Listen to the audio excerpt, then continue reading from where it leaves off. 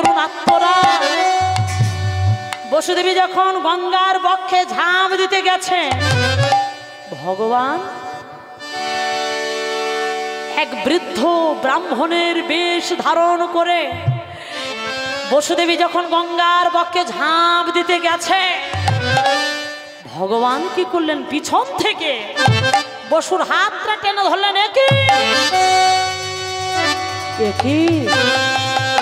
একই মা, একই তুই তোর জীবন এই গঙ্গার জলে তুই কেন বিসর্জন দিতে এসেছিস? তোরে উত্তর দে। তখন বসুদেবী পিছনে তাকে বললেন, তুমি কে বাবা? আমাকে এইভাবে তুমি প্রাণে বাঁচালে, বলো কে তুমি? আমি তো তোমাকে কোনোদিন চোখে দেখিনি বাবা, আমি তো তোমায় চিনি না, তুমি কেন আমায় প্রাণে বাঁচালে, বলো, উত্তর দাও। বলে, ওরে মা, তুই যখন আমার বাবা বলে ডাকলি, আমি বাবা হয়ে কি তোর তোর মরণ দেখতে পারি? বল, ওরে উত্তর দে। কোন পিতা তার চোখের সম্মুখে তার সন্তানের মৃত্যু দেখতে পারে না। তুই কেন মরতে এসেছিস বল? রে তুই জানিস কত সাধনার ফলে এমন সাধে মানব জন্ম পেলে,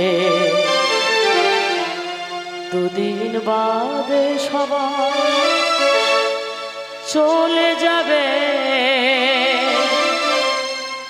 এই হরিনাম আমরা গাই বকবে, এই হরিনাম তোমরা গাই বেকবে।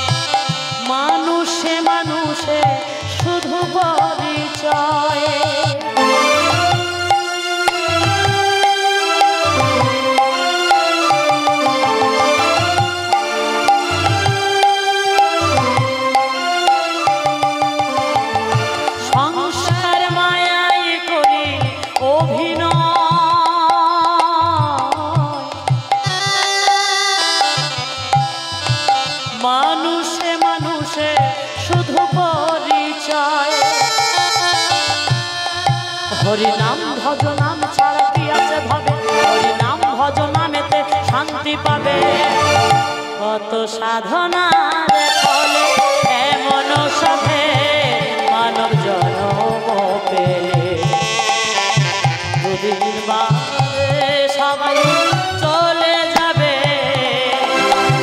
এই হরিনাম তোমরা গাইবে কবে, এই হরিনাম আমরা গাইব কবে। সবাই মিলে হবে।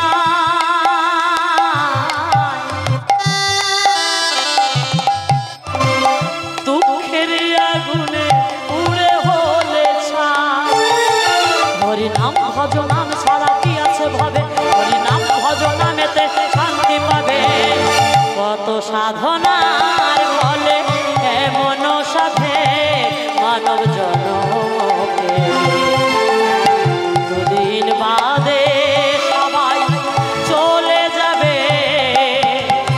এই হরিনাম তোমরা গাইবে কবে এই হরিনাম তোমরা গাইবে কবে এই হরিনাম আমরা গাইব কবে এই হরিনাম তোমরা গাইবে কবে।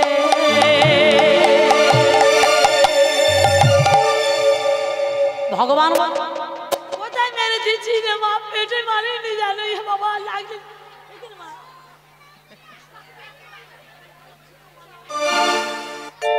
বসে আমার পেটে চামড়া ধরে মেরে দিচ্ছিল বাবা গো বাবা, পেট ফুটো মারে।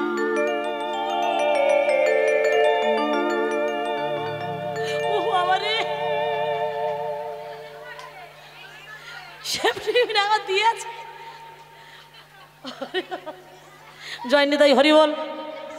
তো যাই হোক, ভগবান বললেন ওরে মা তুই সত্য করে বল তুই কেন তোর জীবন বিসর্জন দিতে এসেছিস। তখন বসুমতী বললে কেন জানো বাবা, আমার স্বামী চোর বলে, আমার স্বামী দস্যু বলে এই গ্রামের কোনো মানুষ আমাকে ভালো চোখে দেখে না, আমাকে ভালোবাসে না বাবা। তাই তো মনে মনে স্থির করেছি গ্রামের মানুষ যাকে ভালোবাসে না তার বেঁচে থেকে কোনো লাভ নেই। তাই তো আমি আমার জীবন বিসর্জন দিতে এসেছি। বলে ওরে মা, ওরে আমি জানি তোর সংসারে অভাবের জন্য তোর স্বামী দস্যুবৃত্তি করে না রে মা। ভগবান অন্তর্যামী, সে জানবে না? হরি হরি বল। ওরে শোন, আমি তোকে একটা কথা বলছি, মন দিয়ে শোন। তোর তো মরণ হবে না, তুই মরলে তোর স্বামীকে শিক্ষা দিয়ে সৎ পথে ফিরিয়ে আনবে কে? তুই না সহধর্মিনী? ওরে শোন, তোর স্বামীকে একনিষ্ঠ মনে হরিনাম বলাবি। ভগবান বলে দিচ্ছে যে স্থানে হরি কথা কৃষ্ণ কথা হবে সেই স্থানে তোর স্বামীকে গমন করাবি।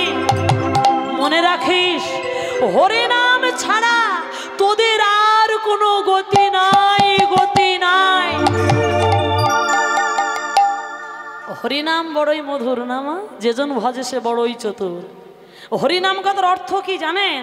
হ শব্দে হরণ করে শোক তাবাদী, রি শব্দে রিপুগণে তরণাসে নির্বোধি, না শব্দে করয় নাশ কলিমার রাশি, আর মোষ শব্দে মঙ্গল করে অমঙ্গল নাশি। এই কলিযুগে বন্ধু যদি চাও, নামের মতো আর বন্ধু নাই। ধর্ম যদি চাও, নামের মতো ধর্ম নাই।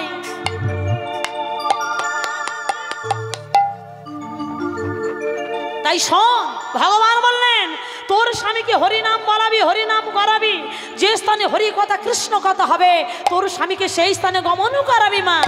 মনে রাখিস হরিনাম ছাড়া কিন্তু তোদের আর কোনো গতি নাই। কিন্তু বসুমতী বললেন বাবা, আমার স্বামী সে তো দস্যু, সে যে ডাকাতি করে বেড়ায়, চুরি করে বেড়ায়, আমার কোনো কথা সে শোনে না। আমার যদি কথা না শোনে আমি কি করব বলো না বাবা। বলে ওরে মা, ভগবান বলে দিচ্ছে শোন, তোর স্বামীকে তুই বোঝাবি। শুধু তাই নয়, প্রেম সুধা বাক্য দিয়ে তুই তোর স্বামীকে বোঝাবি। তাতে যদি না হয় দরকার হলে পায়ে ধরে সাদাসাদি পর্যন্ত করবি। মনে রাখিস এই হরিনাম ছাড়া তোদের আর কোনো গতি নাই, গতি নাই। হরিনাম একবার বলো না, কৃষ্ণ নাম একবার বলো না, এই হরিনাম জপ অবিরাম এই নাম জীবনের সাধনা। সবাই মিলে বলবে হরি নামে একবার বলো না, কৃষ্ণ নামে একবার বলো না, এই হরি নাম জপো বিরাম, এই নাম জীবনের সাধনা। হরি নাম একবার বলো না, কৃষ্ণ নাম একবার বলো না, এই হরি নাম জপয়া বিরাম, এই নাম জীবনের সাধনা। হরি নামে একবার বলো না, কৃষ্ণ নামে একবার বলো না, এই হরি নাম জপো বিরাম, এই নাম জীবনের সাধনা। সবাই মিলে বলবে, সবাই মিলে নাম জীবনের সাধনা।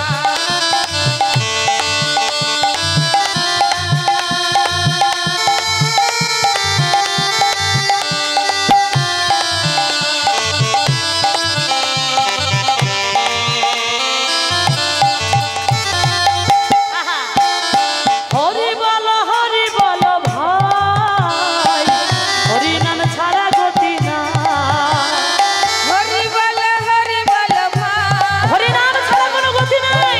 সারা গতি ভগবান বলে গেছে হরি বলো ভাই, হরি নাম ছাড়া গতি না।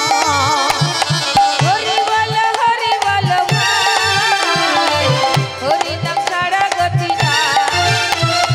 বিষয় বাড়ি সুন্দর নারী, বিষয় বাড়ি সুন্দর নারী, বিষয় বাড়ি সুন্দর নারী, বিষয় বাড়ি সুন্দর নারী, সঙ্গে কিছুই যাবে না। হরি নামে একবার বলো না, কৃষ্ণ নামে একবার বলো না, এই হরি নাম জপো বিরাম, এই নাম জীবনের সাধনা। হরি নাম একবার বলো না, কৃষ্ণ নামে একবার বলো না, এই হরি নাম জপো বিরাম, এই নাম জীবনের সাধনা। একটু লোক ধরে সবাই মিলে হোক।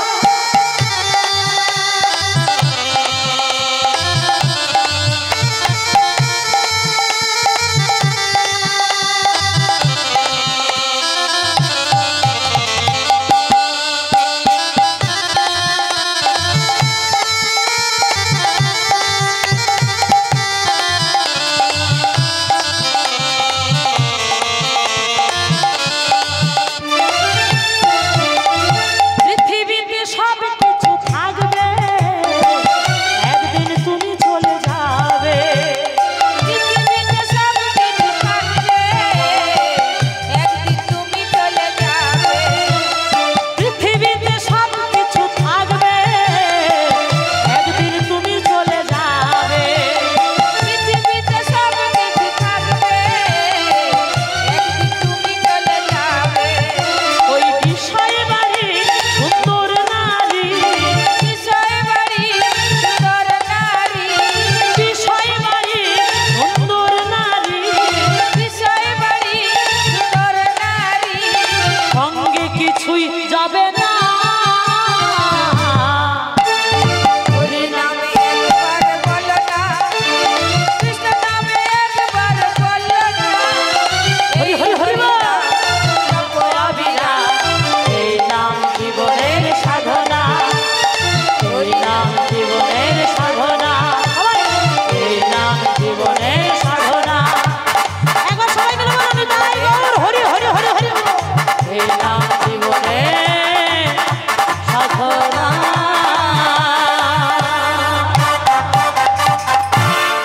বাহ বাহ বাহ। আচ্ছা এবারে কিন্তু আমার দাদা ভাইদের জন্য একটা গান করব, আবার লীলার মধ্যে যাব। হরি হরি বল। তোমাদের জন্য একটা ধরবো ভাই, ঠিক আছে।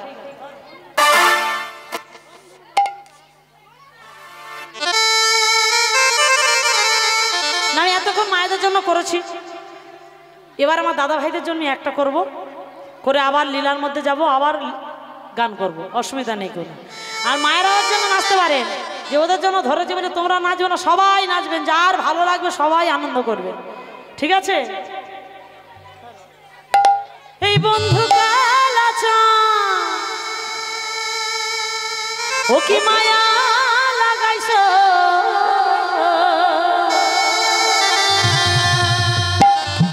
আর প্রীতি শিখাইয়া আমার পাগল বানাইছো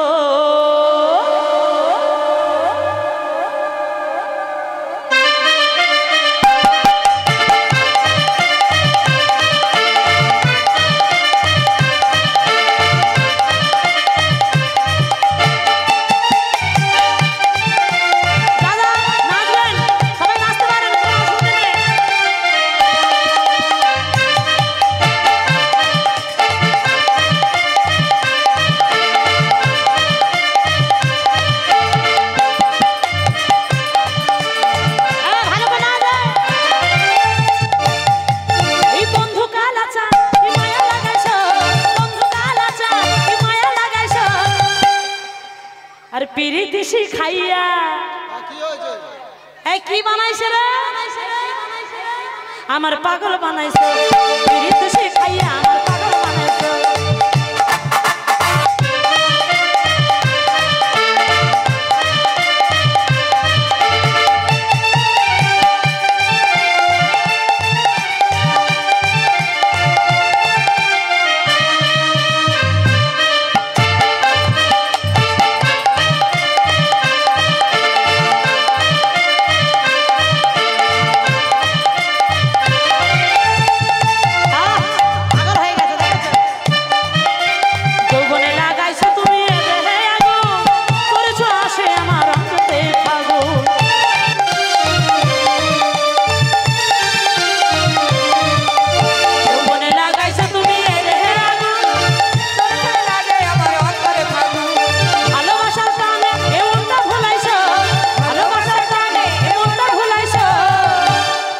প্রীতি শিখাইয়া আমার পাগল বানাইছো প্রীতি শিখাইয়া আমার পাগল বানাইছো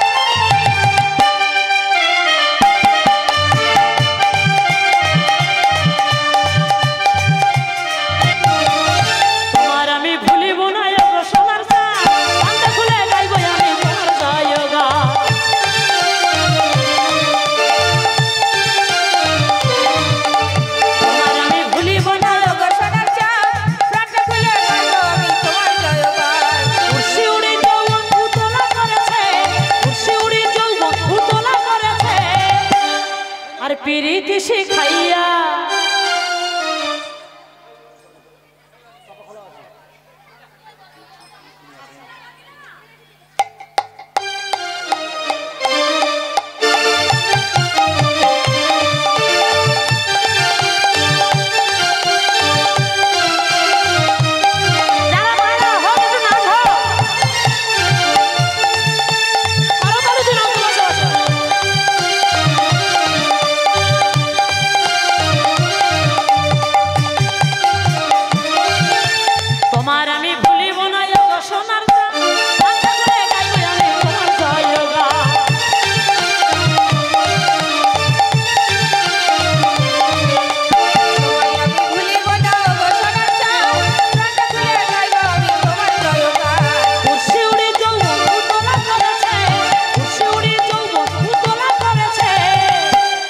আর পিরিতি খাইয়া আমার পাগল বানাইছে, পিরিতি খাইয়া আমার পাগল বানাইছে।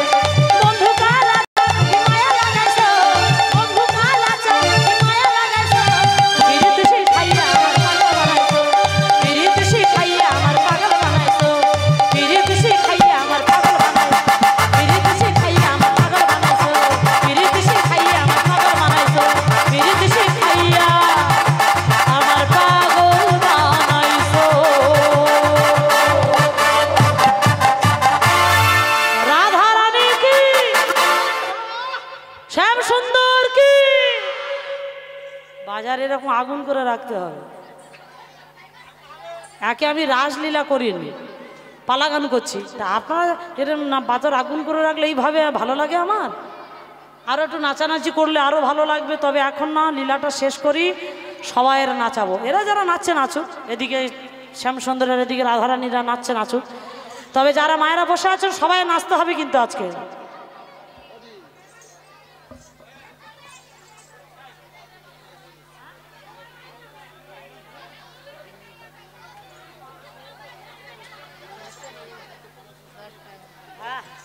হরি হরি বল। তা যাই হোক, এবার লীলার মধ্যে চলে যাচ্ছে, ভালো করে আস্বাদন করবেন মায়েরা। এবার ভগবানকে প্রণাম করে বসুদেবী গৃহের মধ্যে ফিরে গেলেন। আর গৃহের মধ্যে ফিরে গিয়ে স্বামীর চরণ দুটি বক্ষ মাঝে জড়িয়ে ধরে স্বামীকে বলছে, স্বামী গো, আমি তো জীবনে কোনোদিন তোমার কাছে কিছু চাইনি স্বামী,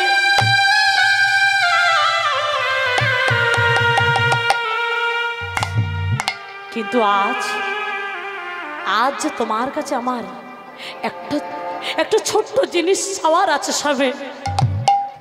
এই আস্তে কথা বলিস না রে, তোরা কথা বলিস না, আস্তে একটু আস্তে আস্তে আস্তে হরি বল, হরি বল, একটু আস্তে কথা বল মা আমার, আস্তে কথা বল, হরি বল।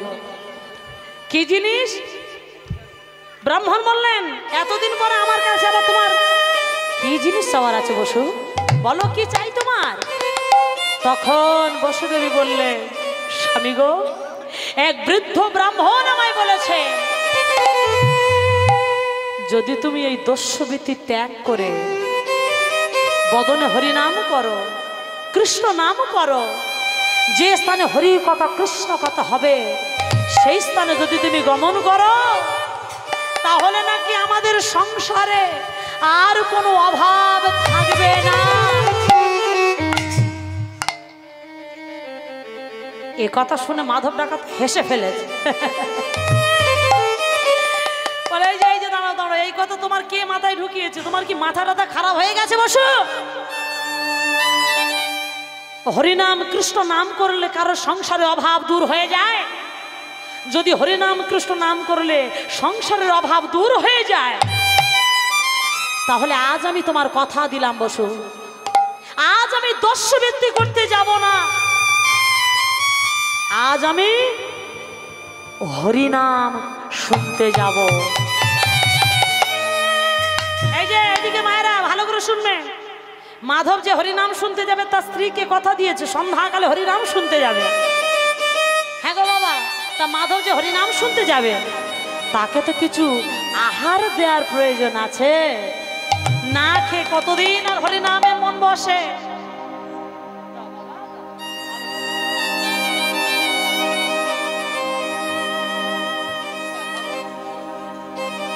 তাই বসুদেবী কি করেছে, ঠাকুর ঘরে ঢুকেছে, ঠাকুর ঘরে প্রবেশ করে ঠাকুর ঘর থেকে ওই চরণামৃত নিয়ে মাধবের হস্তে দিয়েছে। আর মাধব সেই চরণামৃত পান করা মাত্র তার সমস্ত ক্লান্তি দূর হয়ে গেল, সমস্ত ক্লান্তি দূর হয়ে গেল।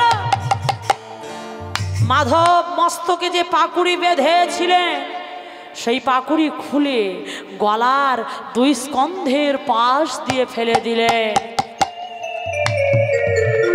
আর স্কন্ধে যে লাঠি নিয়েছিলেন সেই লাঠিটা দিয়ে দিলেন দক্ষিণ হস্তে। আজ দস্যু মাধব ভক্ত মাধবে পরিণত হয়ে আজ হরিনাম শুনতে চলেছে। এগো মায়েরা ভালো করে শুনবে, কিছু দূর মাধব হরিনাম শুনতে চলেছে, কিছু দূর যাওয়ার পর মাধব ডাকাত দেখতে পেলে যে তার সম্মুখে রাস্তা দিয়ে কতগুলো ভদ্র মহিলারা তারা স্বর্ণ অলঙ্কারে সুসজ্জিত হয়ে তারা সারি সারি দিয়ে হরিনাম আস্বাদন করতে চলেছে। কথাই বলে না, বলে চোরের মন বচকার তনু, হরিনাম কি আর শুনতে যাচ্ছে, হরিনামে কি আর মন আছে?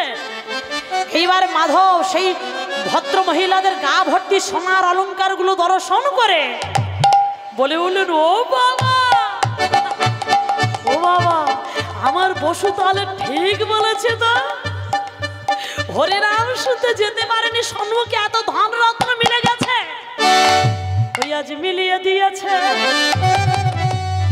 মিলিয়ে দিয়েছে। আরে এখনো নাম শোনা হয়নি, মিলিয়ে দিয়েছে, মিলিয়ে দিয়েছে, মিলিয়ে দিয়েছে, এখনো নাম শোনা হয়নি, মিলিয়ে দিয়েছে, মিলিয়ে দিয়েছে, মিলিয়ে দিয়েছে, এখনো নাম শোনা হয়নি, মিলিয়ে দিয়েছে। আজ মিলিয়ে দিয়েছে, মিলিয়ে দিয়েছে, এখনো নাম শোনা হয়নি, মিলিয়ে দিয়েছে। মনে মনে ভাবছে, কিন্তু যেটুকু সামনে পেয়েছি এদের মেরে এগুলো নেব নাকি, আবার বলছে না থাক, আগে হরিনাম শুনে দেখি আমার কত দূর কি হয়। শুনলে পরে, শুনলে পরে কত মিলবে, মিলিয়ে দিয়েছে, এখনো নাম শোনা হয়নি, মিলিয়ে দিয়েছে। শুনলে পরে, শুনলে পরে কত মিলবে, মিলিয়ে দিয়েছে, এখনো নাম শোনা হয়নি, মিলিয়ে দিয়েছে। আজ মিলিয়ে দিয়েছে, মিলিয়ে দিয়েছে, এখনো নাম শোনা হয়নি, মিলিয়ে দিয়েছে। আজ মিলিয়ে দিয়েছে, মিলিয়ে দিয়েছে, এখনো নাম শোনা হয়নি, মিলিয়ে দিয়েছে। এখনো নাম শোনা হয়নি, মিলিয়ে দিয়েছে, এখনো নাম শোনা হয়নি, মিলিয়ে দিয়েছে। এই যে মায়েরা ভালো করে শুনবে, মাধব ডাকাত বলছে কিন্তু যেটুকু সামনে পেয়েছে এদের মেরে এগুলো কি নেব না, বলেন না থাক, বিবেক বলছে আগে দেখি হরিনাম শুনে আমার কত দূর কি হয়। এই বলে মাধব ডাকাত তাদের কোনো কথা না বলে তাদের পিছু পিছু এক পা করে ভাগবত পাঠ করছিলেন পাশের গ্রামে ঠাকুর মশাই, মানে ভাগবতের আসর বসেছিলেন পাশের গ্রামে। এই যেমন আপনাদের হরিনাম হচ্ছে, দূর দূরান্ত থেকে অনেক ভক্তমণ্ডলী মায়ের আস্বাদন করতে আসেন না, সেই রকম পাশের গ্রামে ভাগবত পাঠ করছিলেন ঠাকুর মশাই। তাই এক পা করে মাধব তাদের কোনো কথা না বলে এক স্থানে দাঁড়িয়ে দাঁড়িয়ে হরিনাম আস্বাদন করতে লাগলেন। মাগো ভালো করে শুনবেন, সেদিন ঠাকুর মশাই যিনি ভাগবত পাঠ করছিলেন তিনি সেদিন কৃষ্ণের বাল্যলীলার গান করছিলেন। বলছে শুনুন ভক্তগণ, মা প্রাতকালে তার একমাত্র নয়নের মণি কৃষ্ণচন্দ্রকে গোচরণে পাঠাবার জন্য অতি উত্তম রূপে সাজাচ্ছে। কেমন করে জানেন? নিজের ছেলেকে কেমন করে সাজাচ্ছে দেখুন। কঞ্চিত কেশ গুচ্ছ আঁচড়ে দিয়ে মাথায় একটি খোপা বেঁধে দিয়েছে, আর সেই খোপাতে লাগিয়ে দিয়েছেন শিখি চূড়া, মানে 9 লক্ষ টাকা দাম। কোমরে দিয়েছেন পিতো ধরা, সেও 9 লক্ষ টাকা দাম। চরণে দিলেন সোনার নুপুর, সেও 9 লক্ষ টাকা দাম। আর করে কি দিলেন? করে দিলেন মোহনিয়া মুরলী বাঁশি। যেই না মাধব ডাকাত মানে ঠাকুর মশাই এই কথাগুলো বলেছে, কৃষ্ণের সারা শরীরের ওই অলঙ্কারের বর্ণনা যখন করেছে, তখন মাধব ডাকাত সেখান থেকে বলে উঠলেন, সে কি? তাহলে ওই নীল মাধবকে আমার ধরা চাই, আর ওই নীল মাধবকে আমার মারা চাই, আর ওই নীল মাধবকে মেরে তার স্বর্ণ অলঙ্কার আমার নেয়া চাই। বলে আমি একবার যদি ওই নীল মাধবকে আমি আমার বাহু ডোরে ধরতে পারি, তাহলে আমার সারা জীবনের অভাব ঘুচে যাবে। আমি রাজা হয়ে যাব, রাজা। আমার বসু তাহলে ঠিক বলেছে গো। এবার সেখান থেকে চিৎকার করে বলে উঠলেন, ও ঠাকুর মশাই, দাঁড়ান দাঁড়ান, হরিনাম বন্ধ করুন, দাঁড়ান, আপনার সঙ্গে আমার কিছু কথা আছে। কিন্তু মাধব এত বড় ডাকাত, তাকে দেখে সবাই জমের মতো ভয় পায়। ঠাকুর মশাই মাধবকে দেখে থরথর করে কলাপাতার মতো, থরথর করে কাঁপছে কলাপাতার মতো। ও ঠাকুর মশাই, আরে আস্তে আস্তে, ভয় পাবেন না, আপনি কাঁপছেন কেন? ভয় পাবেন না। বলছিলাম কি, আপনি ওই একটু আগে একটা বাচ্চা ছেলের নাম বলছিলেন না, ওই ছেলেটার নাম কি গো? কৃষ্ণ, গোপাল, হ্যাঁ, আরো অনেক কিছু নাম। অনেক কিছু, কই বলো দিন কটার নাম। কৃষ্ণ আছে, গোপাল আছে, গোবিন্দ। হ্যাঁ। বাবা এত না, না না, অত নামে দরকার নেই। কি কৃষ্ণ না কি একটা নাম, ওটা বেশ ভালো, কৃষ্ণ। আর ওই জায়গার নামটা কি বললে গো? বৃন্দাবন। বৃন্দাবন? হ্যাঁ হ্যাঁ। এবার মাধব ডাকাত মনে মনে ভাবছে, আমি কোথায় যাব? বৃন্দাবনে। আর কাকে ধরবো? ওই কৃষ্ণকে। এইবার মনে মনে জপ করতে করতে গৃহের দিকে চলেছে। যাই আর বলে, কৃষ্ণ বৃন্দাবন, কৃষ্ণ বৃন্দাবন, কৃষ্ণ বৃন্দাবন যাব, কৃষ্ণ বৃন্দাবন। কৃষ্ণ বৃন্দাবন, কৃষ্ণ বৃন্দাবন, কৃষ্ণ বৃন্দাবন যাব, কৃষ্ণ বৃন্দাবন। আমি কৃষ্ণ বৃন্দাবন, কৃষ্ণ বৃন্দাবন, কৃষ্ণ বৃন্দাবন যাব, কৃষ্ণ বৃন্দাবন। কৃষ্ণ বৃন্দাবন, কৃষ্ণ বৃন্দাবন, কৃষ্ণ বৃন্দাবন যাব, কৃষ্ণ বৃন্দাবন। এইভাবে জপ করতে করতে একেবারে গৃহের মধ্যে ফিরে আসে। আস্তে আস্তে বসুদেবী স্বামীর মুখে জীবনে কোনোদিন হরিনাম আস্বাদন করেনি, আর হরিনাম যে শুনবে এটাও কোনোদিন ভাবেনি। তাই স্বামীর মুখে হরিনাম আস্বাদন করে ভগবানকে বলছে, ভগবান, আজ এতদিন পরে আমি আমার স্বামীর মুখে প্রথম হরিনাম আস্বাদন করলাম। তখন মাধব ডাকাত বলছে, ও বসু, এদিকে এসে, সত্যি তোমার কথা শুনে না আমার মহা লাভ হয়েছে গো, লাভ হয়েছে। বসু তো অবাক হয়ে গেছে, বলে, দাঁড়াও দাঁড়াও, লাভ হয়েছে মানে? আমার কথা শুনে কি লাভ হয়েছে? বলে, ওই দেখো, এখন আমি এক স্থানে অর্থের সন্ধানে চলেছি। বলে, অর্থের সন্ধানে তুমি যেখানে যাবে জায়গার নাম কি? বললেন, জায়গার নাম আমি তোমাকে বলবো না। কেন জানো? তোমরা হচ্ছে নারী জাতি, তোমাদের পেটে কথা সহ্য হয় না। তাই কোথায় যাচ্ছি, কত দূর যাচ্ছি, এ কথা আমি তোমাকে বলবো না। তবে হ্যাঁ, এটুকু আমি বলতে পারি, ওই যে ঠাকুর মশাই তিনি ভাগবত পাঠ করছিলেন না, উনি তো পাকা গোয়েন্দাগিরি করেছে গো। উনি তো আমার অর্থ অলঙ্কার সন্ধান বলে দিয়েছে। তাই আমি এখন অর্থের সন্ধানে চলেছি।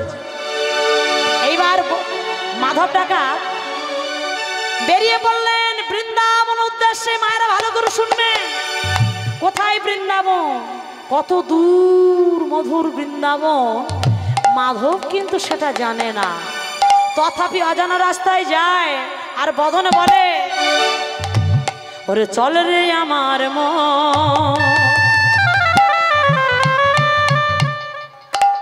মধুর বৃন্দাবন,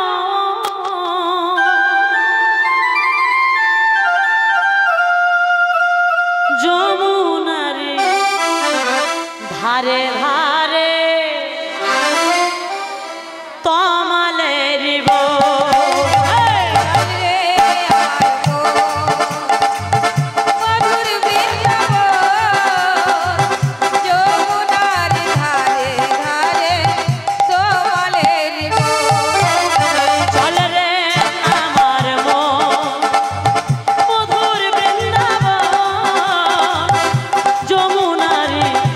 ধারে ধারে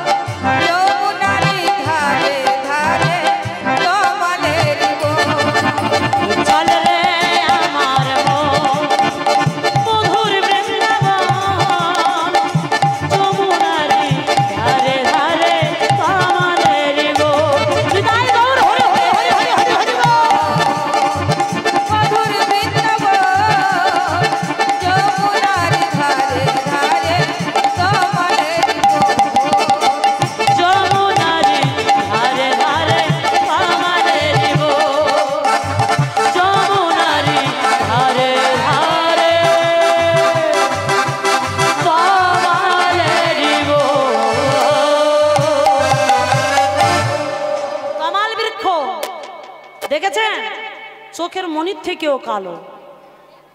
হরি বল। তা যাই হোক, মাধব ডাকাত কত দূর বৃন্দাবন, কোথায় বৃন্দাবন কিছুই কিন্তু জানে না। এইভাবে অজানা রাস্তায় চলতে লাগলেন।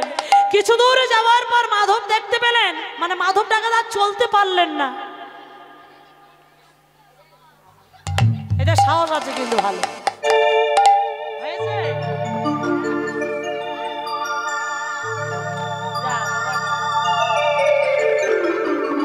রে প্রণাম করতে ভুলে গেছিল, আবার বাইরে থেকে এসে আবার প্রণাম করতে। যাই হোক, মনে ভক্তি আছে, তাই না? সাষ্টাঙ্গে প্রণাম না করুন, যেতে যেতে সাষ্টাঙ্গে প্রণাম করার দরকার নেই। যেতে যেতে দেখলো ঠাকুর ঘর, একটা ফল্লিং প্রণাম তো অন্তত করবে, তাই না? তবু ভাবতে হবে যে এই ফল্লিং প্রণাম মানে মনে কিঞ্চিত ভক্তি আছে, আর ভক্তি থাকলে তার মুক্তি অবশ্যই হবে। হরি হরি বল। এইবার মাধব ডাকাত আর চলতে পারলেন না। ওই বটবৃক্ষ তলায় মাধব বসে পড়লেন। ভক্তের ভগবান আর সহ্য করতে পারলেন না, ভক্তের করুণাত্মনা। এক বৃদ্ধ মানে এক বাচ্চা ছেলে, মানে বালক রূপী এক দইওয়ালার বেশ ধারণ করেছে। কাঁধে দধির ভাণ্ড নিয়ে মাধব ডাকাত যেখানে বসে আছে না, ওই বটবৃক্ষ তলায়, তার সম্মুখে রাস্তা দিয়ে দধির ভাণ্ড কাঁধে করে নিয়ে যায় আর বলে, দই নেবে? আমি ভালো দই এনেছি গো, দধি নেবে নাকি? হরি হরি বল। এমন সময় হাঁটতে হাঁটতে পথিক মানে মাধবের কাছে গিয়ে বলছে, ও পথিক, আরে কি গো, এমন করে এই নির্জন জায়গায় তুমি একাকিনী এমন করে বসে আছো কেন পথিক? আহা মরি মরি, তোমার বদন যে একেবারে শুকিয়ে গেছে গো। তোমাকে দেখে মনে হচ্ছে তোমার অনেক দিন কিছু খাওয়া হয়নি না পথিক?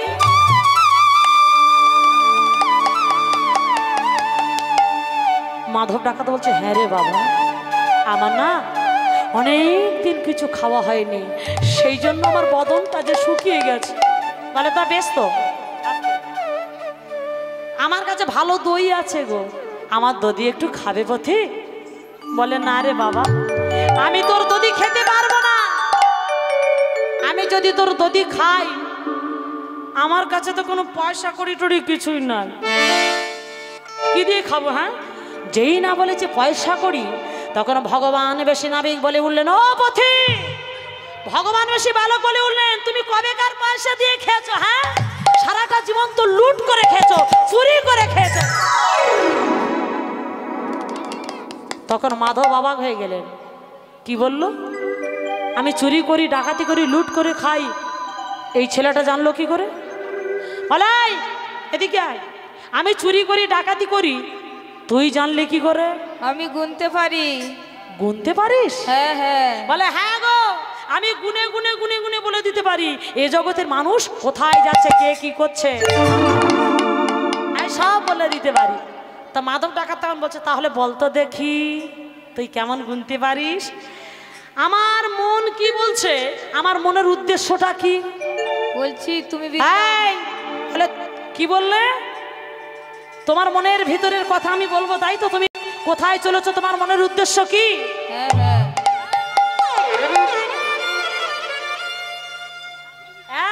বলে, শোনো, আমি বলছি শোনো, তুমি চলেছো বৃন্দাবনে,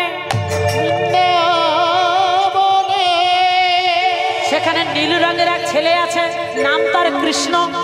ওই কৃষ্ণকে ধরে মেরে তার গায়ের সমস্ত অলংকার তুমি হরণ করতে চলেছ। হরণ করতে হরে হরে হরে হরে হরে হরণ করিতে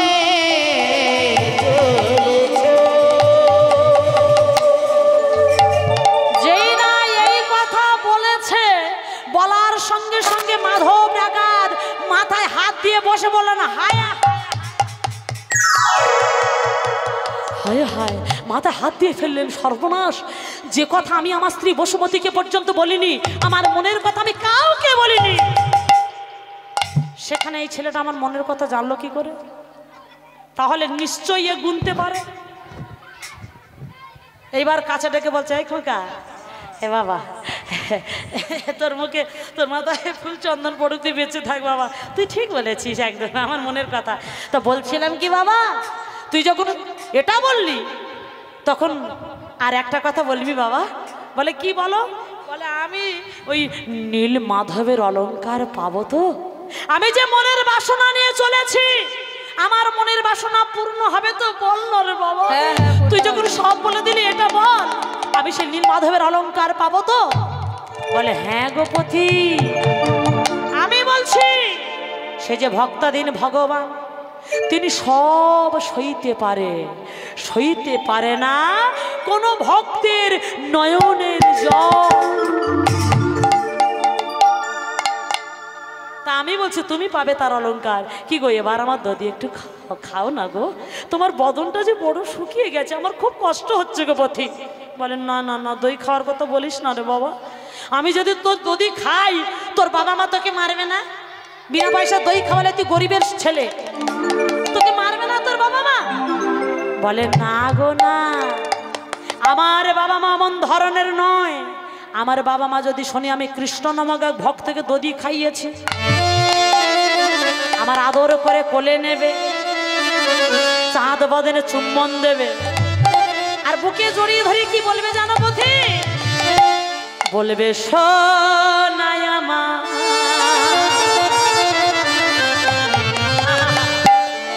আমার বাবা মা কত ভালো শুনে না, ওরে আয় রে কোলে,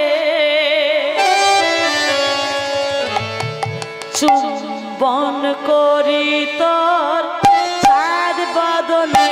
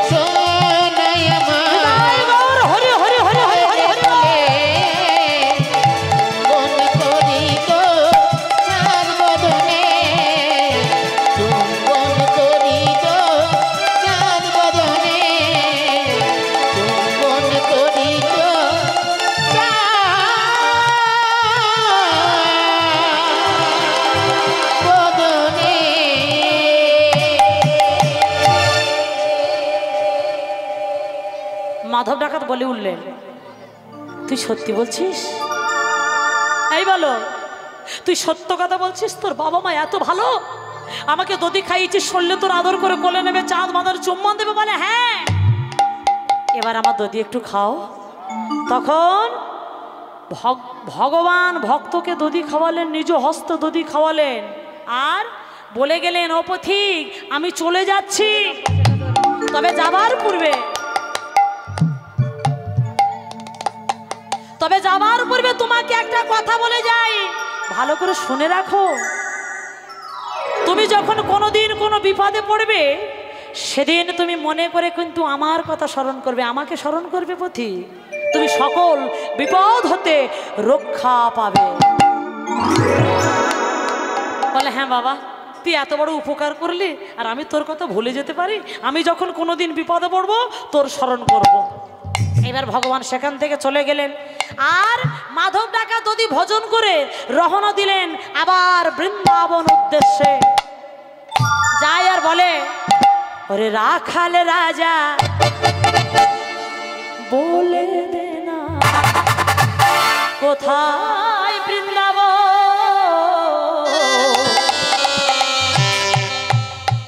শ্যামকুণ্ড রাধা কুণ্ড গিরি গোবর্ধন। রাখাল রাজা বলে দে না, বলে দে না কোথায়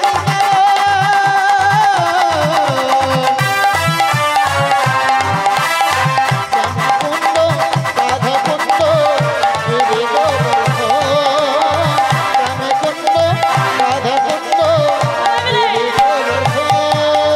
রাখাল রাজা বলে দে না, রাখাল রাজা বলে দে না কোথায় বৃন্দাবন, শ্যামকুণ্ড রাধা কুণ্ড গিরি গোবর্ধন। শ্যামকুণ্ড রাধা কুণ্ড গিরি গোবর্ধন।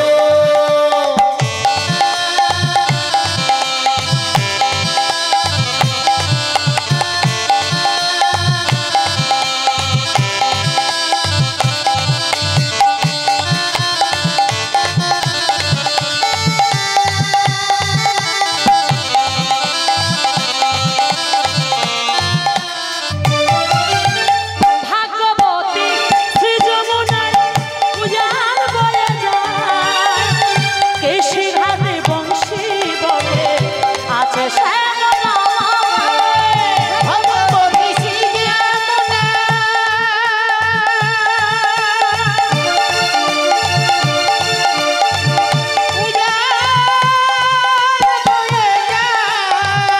নিতাই গৌর হরি হরি হরি হরি হরি বল। ওঠে শেষে রাখাল রাজা বাঁশরি বাজায়। ভাগবতী শ্রী যমুনায় পূজার বয়ে যায়, কেশী ঘাটে বংশী বলে বাঁশরি বাজায়। ভগবতী শ্রী যমুনা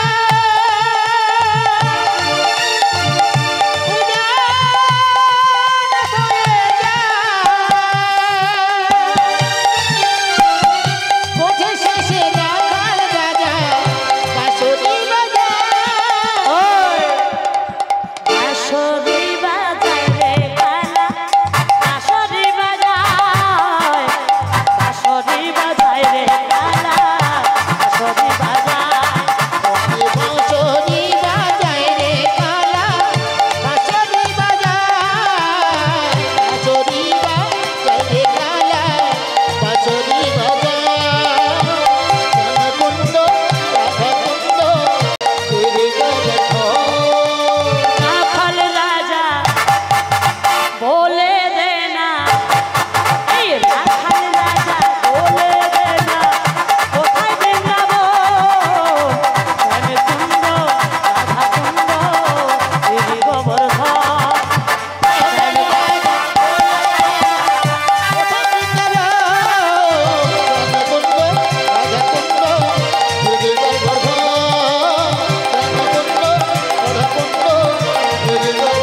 নিতাই গৌর হরি হরি হরি হরি বল।